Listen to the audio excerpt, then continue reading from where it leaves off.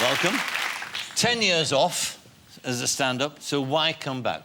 I don't know, you just... I think in the end I missed it. It wasn't so much standing up on stage. I remember once saying to you, the touring's fun, you miss the soft, gentle hum of a hotel minibar, but I think I miss, I guess, getting a chance to say what I think. I mean, mouth off, really, I suppose, so I just fancied it again. And mouthing off, will it be as political as it was when you were doing Mrs Thatcher, old Thatch? I suppose I will be still political, but obviously you've got to, you know, it's only when it's funny, so, you know, nothing is pigeonholable. But it'd be more difficult for you. I mean, Mrs Thatcher was a wonderful target for you, but now, I mean, you're a new Labour man yourself. I mean, your lads came in, and now, true. I mean, what do you make of it now? now? The problem is, really, the problem with politics is apathy, I think, particularly the Labour Party. I mean, I'm a member, I can't even be asked to leave. I mean, how bad is that, you know? And there's no doubt about it that you don't need Thatcher to have a political view. But don't get me wrong, I mean, most of my routine, as always, will be, you know, the usual observations about, you know, I mean, a few knob gags, etc., you know, and general stuff. And I'll try not to be quite as foul-mouthed as... I mean, look at this, you too. I mean, we expect it from Gordon, but I've had two bollocks in your mouth this evening. Did it shock you? It did shock me. You don't have to follow him, you know. You can do your own thing, Michael. You've been around a while. I think bollocks is a word that you can use. It's an important word. It's not a swear word, though. Bollocks are common currency these days. Well, it depends where you're drinking. But anyway, that aside, look, the government's the government. We're all part of the political situation, and we're all responsible for our government's actions, and that's a political point. You know, we had a war, and the war was fought for a reason that turned out to be entirely erroneous. And that's never been addressed. And although it's clearly Saddam, a very evil person, but that wasn't why the war was fought. There's a lot of evil people. We don't necessarily feel the need for the British Army to sort them all out, but this one we had to... But it was all about these weapons of mass destruction, and how embarrassing was that afterwards? I mean, as it got weaker and weaker. We found a donkey cart, and we believe it could be converted into a mobile chemical laboratory, you know, as a bit of nitrate. So, you know, that could... It was... I'll tell you why they didn't find those weapons. Because all the people on Hans Blick's team were men. Men can't find everything. No, everyone knows that. They should have sent my mother-in-law. She'd have found it. They're on the table. They're all along, you silly ass. I'll tell you what she does. What, you? Well, your mother-in-law. I think women do this. I mean, I'm not going to join Ramsay's camp, get heckled by women every... But there's... My mother, I think she hides it.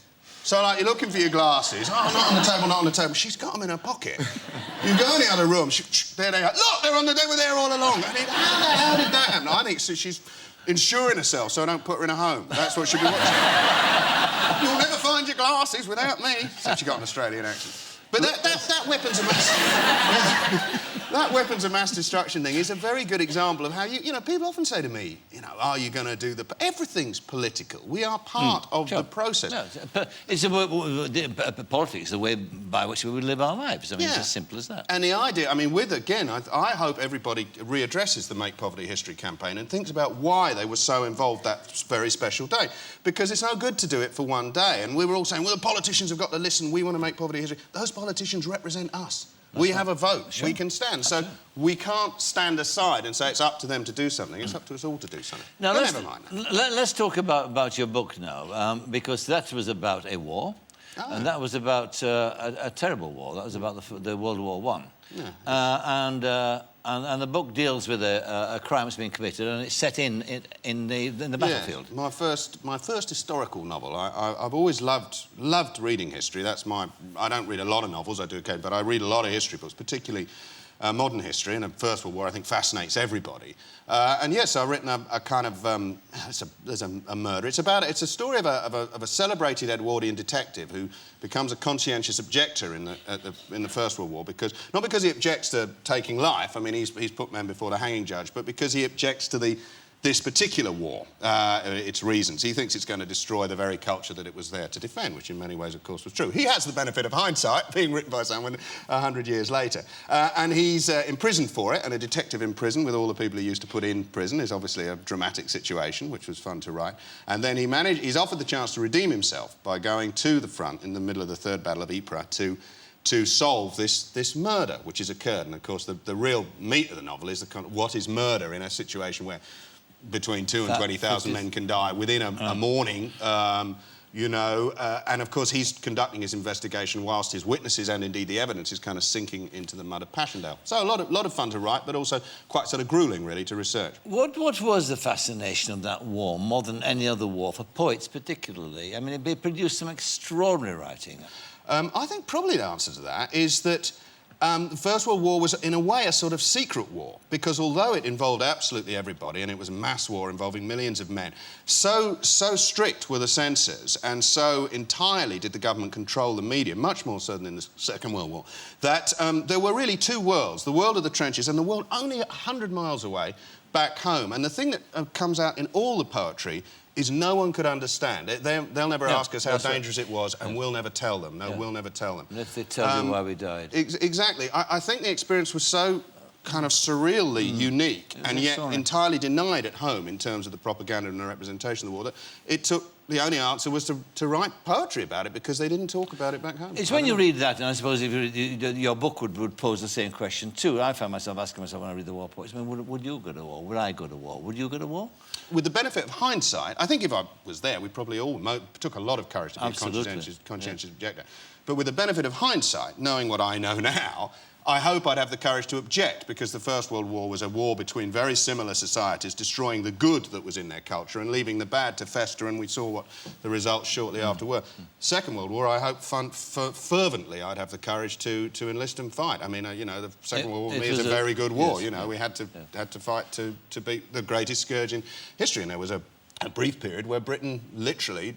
all history sort of hung on the duel between Britain and Germany. Now, we've now covered two aspects of you now, writing books and being a stand-up comic. Let's move on to a third area of your life, your busy life, and that's your work for television, because you've got out to present this series, sitcom on BBC called Blessed. That's right. Now, this is based on personal experience, of course. It's about bringing up babies. It's about sleep deprivation. It's about changing nappies. It is indeed something that Gordon needs to know about. You've got twins, and he's got twins. I'm glad he doesn't change nappies. He's a cook, for God's sake. You know what I mean? You know, when he's needing your dough, you know what I think about it. That's not the kind of thing you want to see when you come home from a 16-hour shift. Fingernails. You don't change nappies? Never changed one in my life, no. Nor have I.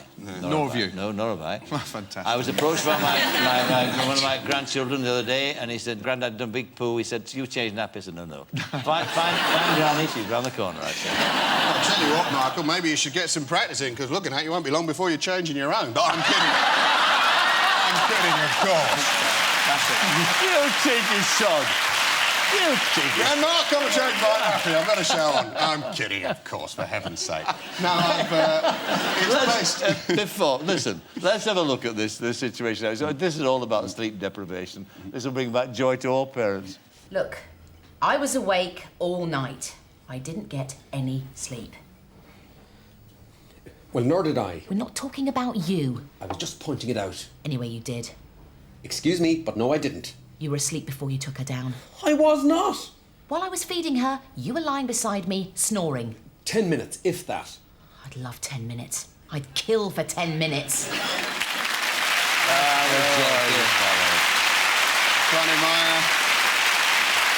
my wife says, everyone at home thinks you've based this on me. I said, I haven't, darling. She's much nicer than you were. It is a terrible thing, those years. Nothing prepares you for how sleepless you're going to be. I mean, he was all right. He was probably in a hotel, I expect. But how about someone as busy as you see? I mean, you're working all the time. I mean, what kind of situation did you find yourself in? You're trying to work, meet a deadline, child's yowling and mewling. Well, I mean, it doesn't mean my deadline. If my novel doesn't come out, the world's not going to change. But I do remember when the Blairs had Leo, and the Prime Minister said, because he's ever conscious of the media, you know, I'm going to be a new man, I shall be a hands-on father, I'm going to be a full... I think you're the Prime Minister. I don't want you worrying about whether there's any Rice Krispies left in the house when there's a war to be fought, you know. I mean, there's no doubt about it that half your life is spent, you know, we run out of nappy cream, you know, my nipples are leaking, we got no Rice Krispies. That's my nipples, for heaven's sake. God knows how my wife was feeling. You know, and it is a constant series of sod's law. We all know that the baby... Well, you wouldn't know. In fact, neither of you know. I'll tell you. Babies wait until you've taken the nappy off to shit in your hand. They wait. Look, now I'm straight. Look at what you've done to us. You're like a disease, you are. You're giving everyone Tourette's syndrome.